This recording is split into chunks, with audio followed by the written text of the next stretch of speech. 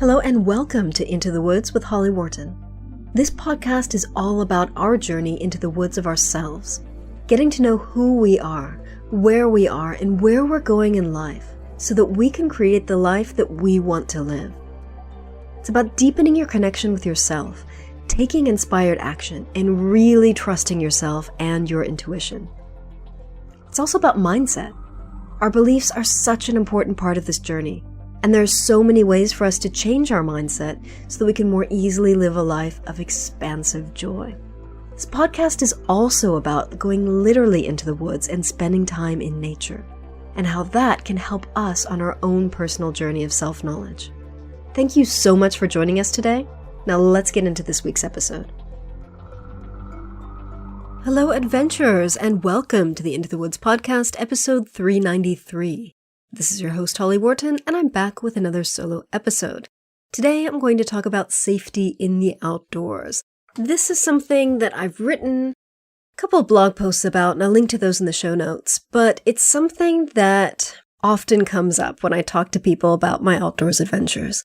A lot of people, women particularly, don't feel safe to go hiking on their own, or walking on their own, or running on their own in the outdoors. And I'm aware that some places are safer than others, and one of the things that I love so much about the place that I live is that I feel really safe here. I feel really, really safe in the outdoors.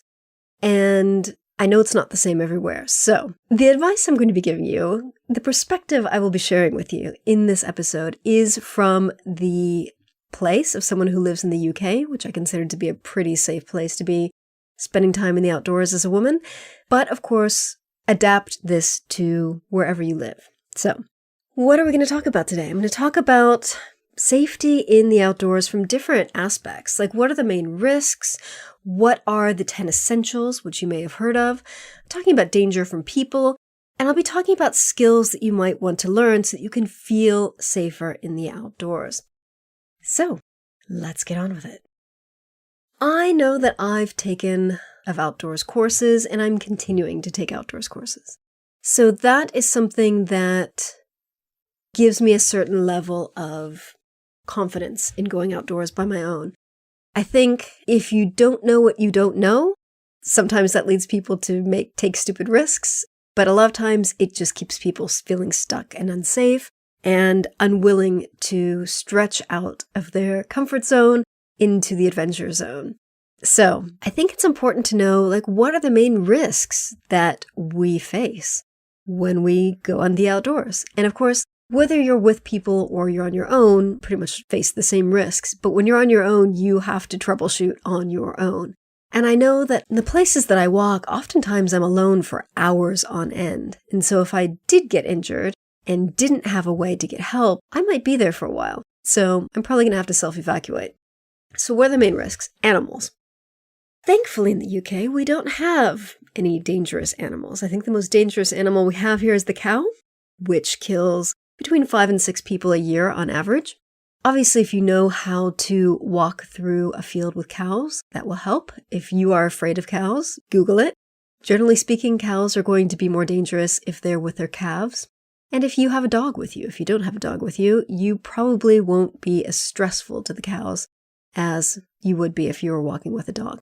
So if you do engage in dog walking and you do walk through fields with cows, please go online and do some research into proper etiquette, like what you should do. Cow charges at you, you're supposed to let go of the lead. The dog will probably get itself out of there faster than you could if you were dragging it along on the leash, and it will know how to self-evacuate. Of course, if you live in North America, you probably have bears, mountain lions, and all kinds of scary animals to deal with. Wherever you're hiking, and this especially applies to if you're hiking outside of your local area, research the animals in that area. Research the risks in that area. I remember when I lived in Southeast Mexico, I used to go swimming in the sea every day. And I would see tourists going into the sea with sparkly jewelry, like chains, necklaces, and things. And I would always think, oh God, do they not know they shouldn't be wearing sparkly metallic jewelry in the sea? Barracudas are attracted, fish, but especially barracudas are attracted to that. And I remember the first year that I lived in Mexico, a woman was swimming and she got her neck kind of scratched by a barracuda who was trying to get a bite on her necklace. And she did not fare well. So know what the local fauna is like. There were also stingrays that would bury themselves underneath the sand, and you were at risk of stepping on them if you didn't look before you put your foot down as you were getting out of the sea. Now that's not hiking, that's ocean swimming, but know what are the risks in the area that you travel to if you're going to be doing outdoors adventures in other parts of the world, and especially know about the risks in the area that you live. So animals are going to be different wherever you are in the world.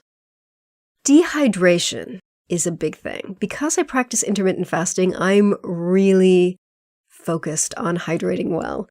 Because I don't eat food throughout the day like most people do, I don't get water from food. So that means whenever I go out on a hike, or I go camping, or I go on a long distance walk, or I go on a trail run, I need to bring more water than the average person.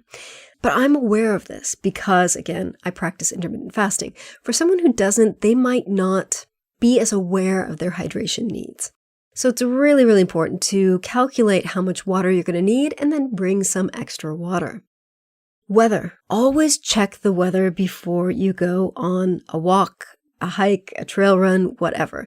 Whenever you're going the outdoors, check the weather and know which is the best weather app or weather service in your area. And that might not be, probably won't be, the weather app that comes on your phone. If you're in the UK, you probably want to use the Met Office. In other parts of the world, you will have a kind of more accurate weather reporting system than perhaps the app that comes on your phone. So be aware of the weather and plan in advance. So you want to be avoiding heat and cold injuries like hypothermia and hyperthermia. So if it's hot, you need to be covering your head. You need to make sure that you're staying cool. If it's cold, you need to bring extra layers, gloves, hat, warm stuff. And bring extra stuff. Always bring extra layers. It will weigh down your pack, and it might mean that you need to carry a bigger pack, but that's good training.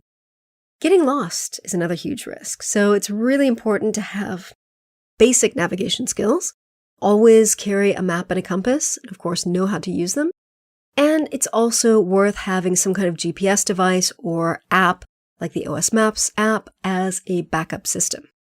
You don't want to rely on technology as your primary navigation system. I know a lot of people do, and it's very tempting because it's so easy. You don't need to think, you just kind of open the app and there you are on a map. But batteries can run out, so you need to know how to locate yourself on a map. Injury. It's really important if you're going to be on your own to take care of yourself and try to stay injury-free.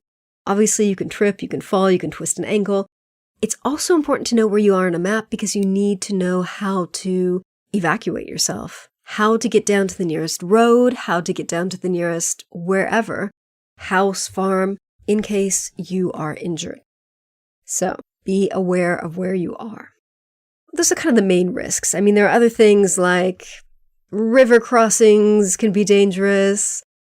You could get caught out after dark, and that's another reason why it's really important to, when you're checking the weather, also check the sundown time for the day to make sure that you will be out and back before the sun goes down. Or you have a lighting system, a headlamp or something to be able to get back in the dark.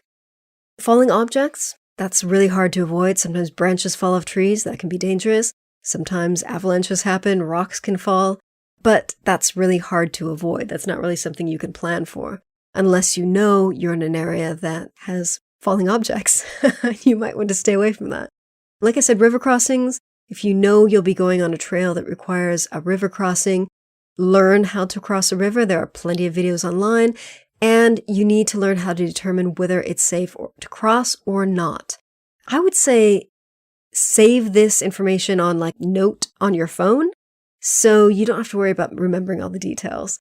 You might get to a river crossing and think, oh, what do I do? Should I risk it? Should I not? Having something written down that gives you kind of the guidelines can really help and give you confidence to know that you're making the right decision. So, what do you do about all these risks? There's a thing called the 10 essentials. And those are the 10 things that you should be carrying with you at all times in the outdoors. And I've kind of covered some of them in talking about the risks, but let's go through them again. So navigation. You should know how to navigate. You should know how to use a map and a compass, and it would be good to have a backup technical navigation tool like an app. The Google Maps will not work for the outdoors. That's good for roads, not good when you're on trails. If you're in the UK, the OS Maps app is fantastic. It's paid. It's, I think, $23.99 a month. And it's excellent, excellent, excellent, excellent. It's worth every penny. It's how I plan my trail runs. It's how I plan my hikes. It's how I map stuff out and create a GPX file to navigate from, and also to share with my husband where I'm going to be. And it can help me relocate if I don't know where I am. So, very, very useful. First aid. You should always have a first aid kit with you. There are obviously various different kinds of first aid kits. Some are made for the outdoors. You can get those online. I think I'll share a link to mine. I have several different first aid kits, but I will share a link to those in the show notes. I think it's also important to take a course in outdoors first aid. Now, I didn't bother doing this until a few years ago when I was getting ready to start running a women's walking group. And I really, really, really learned a lot. It's a 2-day course. It's 16 hours, 8 hours each day, really thorough. It kind of made me a little paranoid because it made me realize there were so many things that could go wrong, but nothing ever did go wrong. Nothing ever went wrong with my group. Nothing ever has gone wrong with me being in the outdoors on my own. But taking that course and updating it every 3 years means that I feel more confident about my ability to handle an injury. Next, fire. It's good to have something on you to be able to make fire. Now, if you do a bushcraft course like I did my advanced bushcraft course last year, you will learn many ways of making fire. You probably don't need to know all of those, but it's really empowering to know that you can. At the very least, you should have a lighter, you should have a fire stick, matches that you keep dry. There are various different ways of making fire, but I would say carry at least one, if not two. These are small, these are lightweight, these are easier to carry with you. Shelter. I always carry an emergency bivy bag. It's a very small thing or an emergency shelter. These are very small things that you can carry in your bag. They're very lightweight. And in the case of an emergency shelter, you just kind of open it up and it just sits on top of you, like a giant bag of tarp that kind of comes around you. I have a small 2-person one because that means it's big enough for me and my backpack. And one thing that I learned in my outdoors courses is that an emergency shelter can raise your temperature, the temperature of your environment, by 10 degrees Celsius. So that's a huge, huge difference. It's just this piece of fabric, but it really keeps you warm. I also have a larger emergency shelter. I think it's a 10-person one that I used to use actually never had to use it, but I had it in case of need for my walking group. There was one time that I was out on an outdoors course. I think it was an NNAS Gold up in North Yorkshire, and it was freezing, it was raining, weather was miserable, and we sat down for lunch, and the course leader pulled out his emergency shelter, and we all sat inside to have lunch, and it just made such a huge difference. So it can make a huge difference to comfort, but it can also mean the difference between life and death if you're in a really bad emergency situation. Light. You need some kind of light. So it's good to have a headlamp. And it's really nice to have a backup as well. Your phone will, of course, have a lamp on it, a flashlight, and that's really bright and really good at illuminating, but you don't want to drain your battery. That's why it's really important to kind of not use that one device for so many things, like to not have your phone and rely on it as your only source of navigation and light and communication. Knife. It's always good to have a knife on you. In the UK, knife laws are quite strict. So you can't have a locking blade, you can't have a fixed blade, can't have a blade longer than 3 inches. There are other details, but basically carry a small blade that can fold. Very, very useful in emergency situations and also just practical things like if you need to cut something. Sun protection.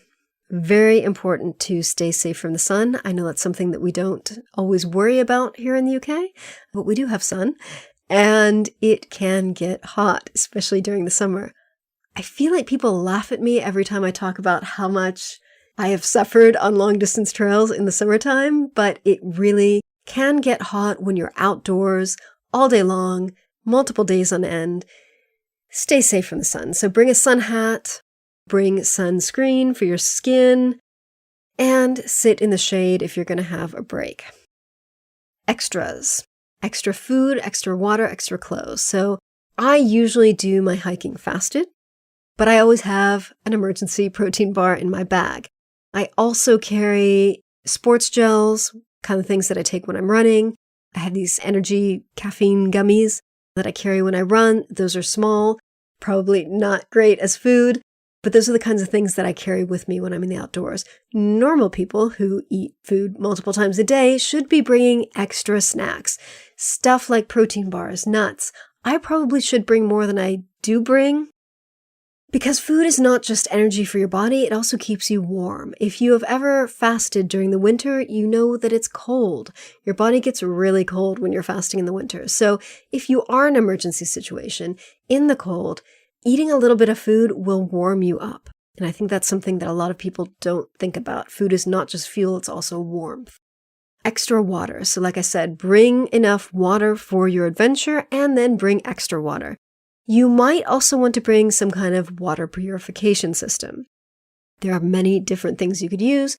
There's the Sawyer Squeeze, which is a bag that you kind of fill with water and then squeeze it out into another bottle, and it pushes it through a filter. That filters out 99.9999 something percent of stuff. You can also get drops that can purify the water. If you're going to be out for multiple days, I think that's a good solution. I do not bring a water purifier with me when I'm going out on a long distance hike, just because I tend to go through places that I can get clean water at. I'm passing through towns, I'm passing through places that have water taps. A lot of times the national trails will have water taps along the way. So I don't carry a purification system, but I have one for camping. Extra clothes. Insulation and protection from the sun. So especially in the winter, always bring extra layers, gloves, hats, buffs, or neck warmers. Buffs are great because you can use them on your head, you can use them on your neck, you can do all kinds of things with them. So those are really, really good. So those are the 10 essentials. So as you can see, a lot of safety in the outdoors is about preparing. It's about bringing the right stuff, making sure you have all the things you need. And that will mitigate the risks. So you can also learn mountain skills or outdoor skills. So there are lots of things you could do. So you can take navigation courses. So the National Navigation Award Scheme here in the UK has a bronze, silver, and gold award. That is a fantastic course to take. If you have 0 navigation skills, start out with the bronze. If you have some navigation skills, you can do straight to silver, which is a 3-day rather than 2-day course. So what they basically do is they cram all of the bronze into one day, and then the next 2 days are silver. That was what I started with. And then from there, I did the gold. I haven't done the evaluation for the gold, but I have done the gold course. Really recommend it for learning how to read a map. There are also online map reading courses that you can take, and I think I have one that I can recommend that I can link to you in the show notes. Navigation, once you get into that, there are lots of other things you can do in terms of learning and improving your navigation skills. You can do night navigation. You can do relocation, which is when you get lost and you need to relocate where you are. All kinds of stuff. Outdoors first aid, like I said, that's really, really good course. Even if you're just learning it for yourself. It's a very practical course. I've done it twice now because you have to renew it every 3 years. And it's not just kind of class learning and practicing in the class. Because it's an outdoor first aid class, you go outdoors and you simulate injuries and situations where someone will put themselves into an injury.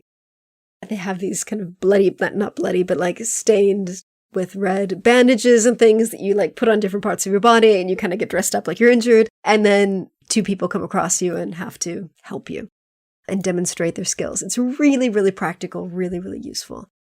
And I will link in the show notes to the outdoors first aid company that I've used both times. I really, really like them. Had great instructors. And I did it in my local area. So it was nice to do that in the environment where I will be spending time outdoors. Skills to learn, camping. So before I ever went camping on my own, I went on this wild camping course. I just Googled wild camping course and this guy came up and it was this thing in South Wales. And I thought, oh, I'll do it because I was never taken camping as a kid.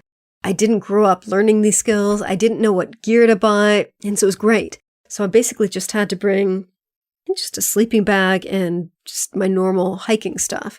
And then I got to try out this guy's gear. Got to try out his stove and his tent and his sleeping mat and all that good stuff.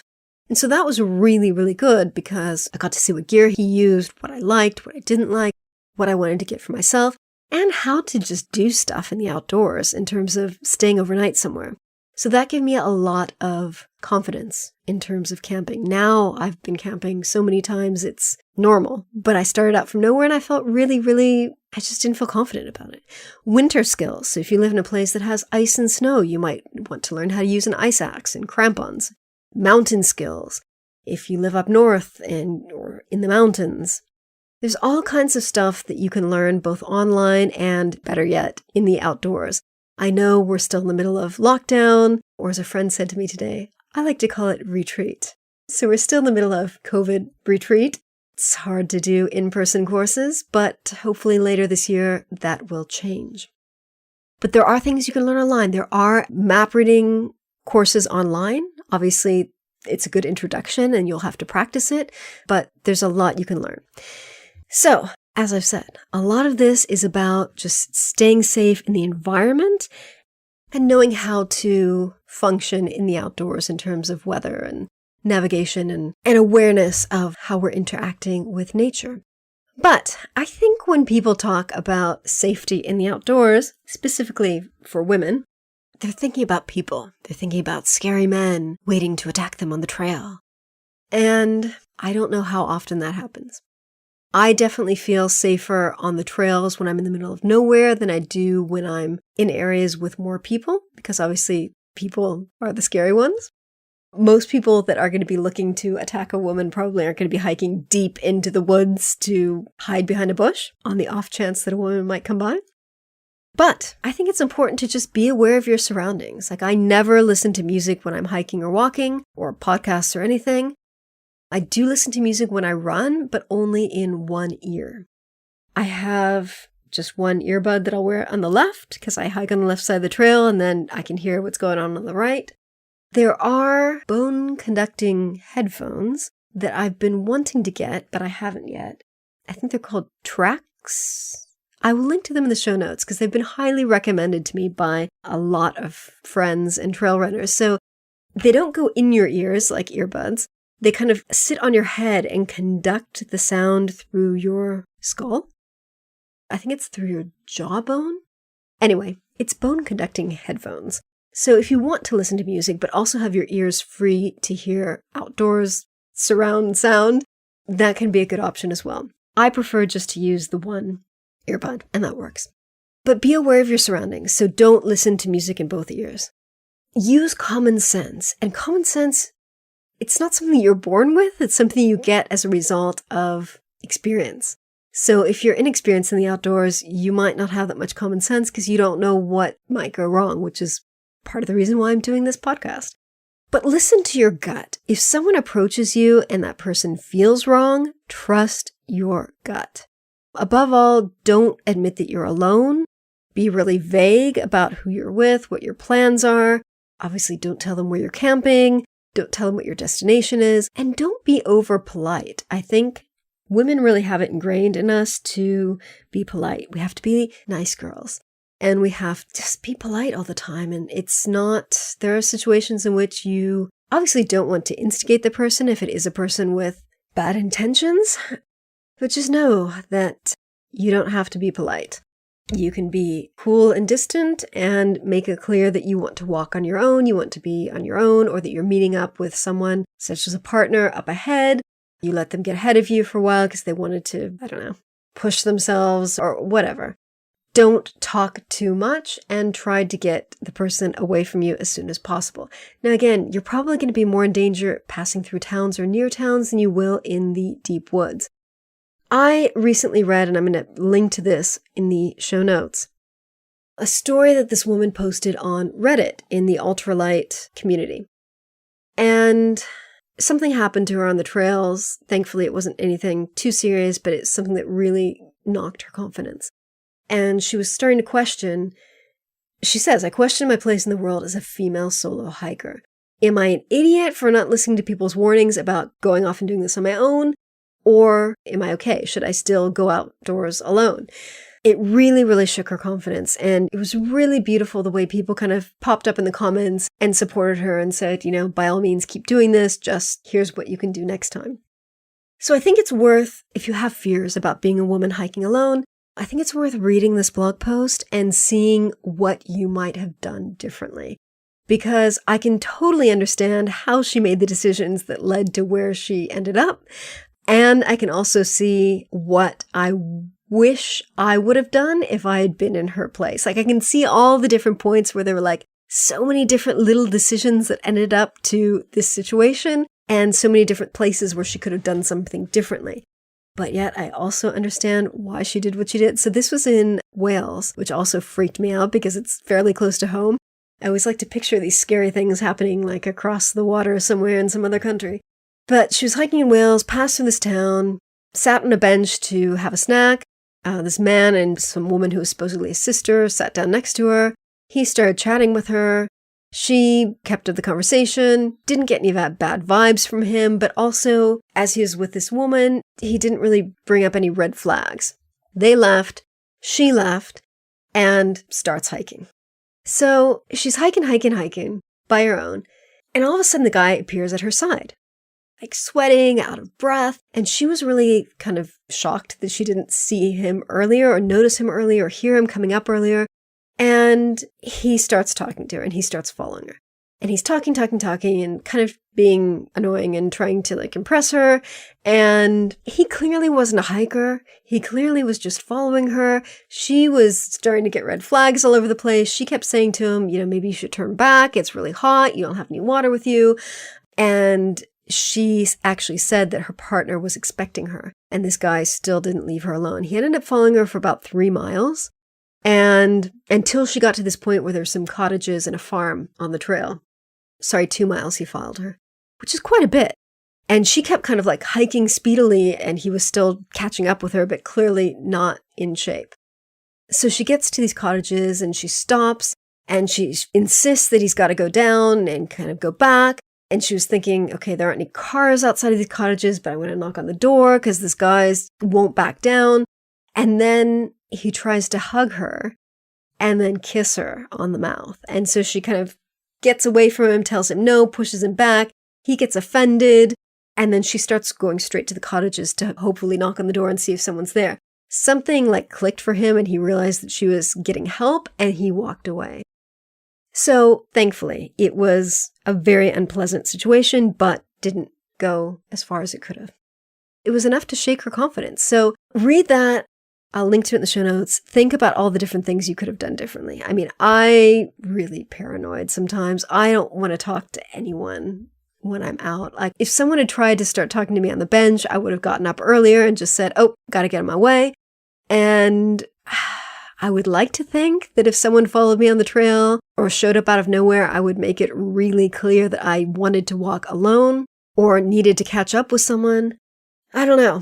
I would like to think so. But as she said, being in the UK, she'd carry pepper spray. She can't carry, a knife with a locked blade. So she didn't have any weapons. She didn't want to offend him too much because she didn't want him to get violent. And that was one thing that a lot of people said in the comments. They're like, you need to be careful about when and how you really push someone away, because when you're around people, you can be more forceful about it because you've got other people there in the area. But when you're in the middle of nowhere, you perhaps want to be a bit more diplomatic about how you get away from this person. But again, as I said, don't feel the need to be polite. You can be distant and serious and not overly friendly and get away as fast as you can. Again, this is not something that's ever happened to me, but it has happened to other people. So I don't want to say it's worth reading stories like this because then you'll learn. But I think reading other people's stories can help you realize, like, what would I do in this situation? What would I like to do in this situation? What do I really think I'd do in this situation? Would I be the nice girl? Would I be super polite? Would I just keep, having a conversation and then let this guy hug me and then try to kiss me? Maybe read that story and see what you think and see how you would respond differently. But obviously don't start getting paranoid about it because this kind of thing doesn't happen very often. And think about what would give you the confidence. I took years ago a women's self-defense class, years and years ago. I did a model mugging class, which is something that still exists. I was just talking about this with a friend last year. Excellent, excellent course. Unfortunately, in Europe, they only do them in Germany, but they have them all throughout the States.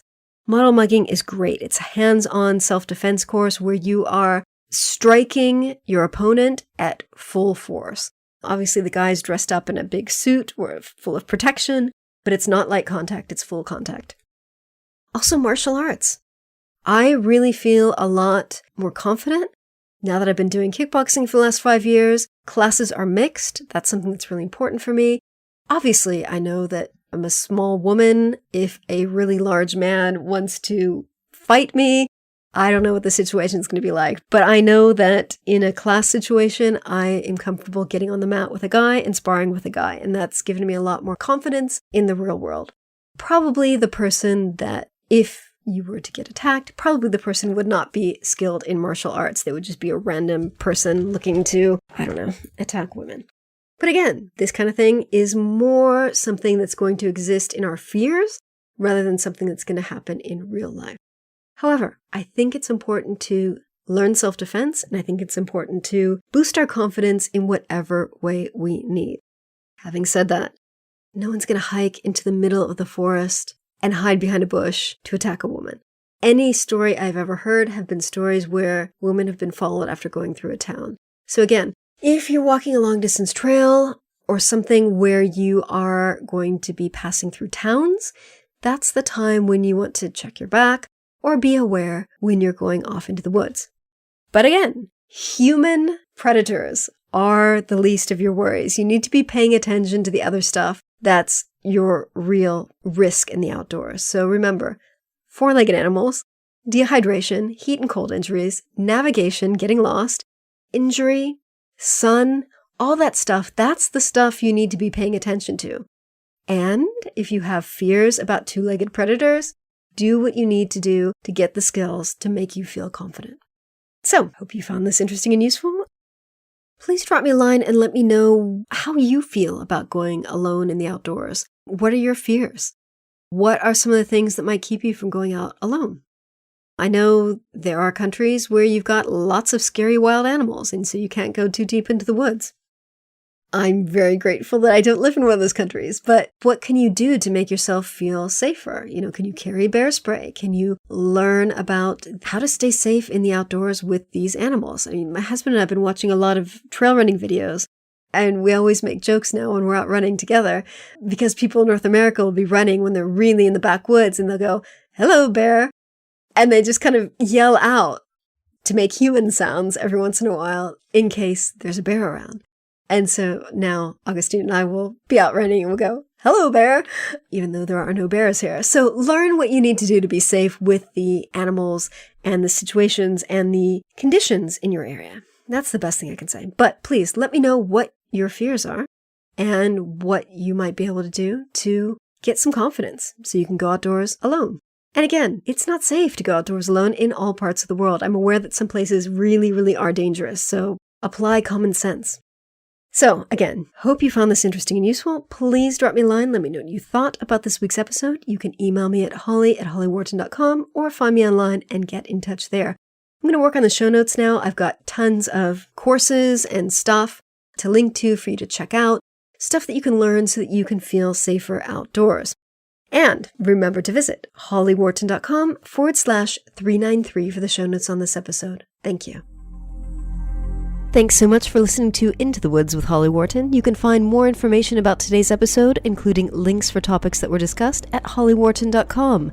That's HOLLYWORTON.com. If you'd like to connect with other listeners and get support on your journey, I would love for you to join my private community on Patreon. That's patreon.com/Holly Worton. That's patreon.com/Holly Worton. Thank you so much for listening, and I look forward to seeing you next week.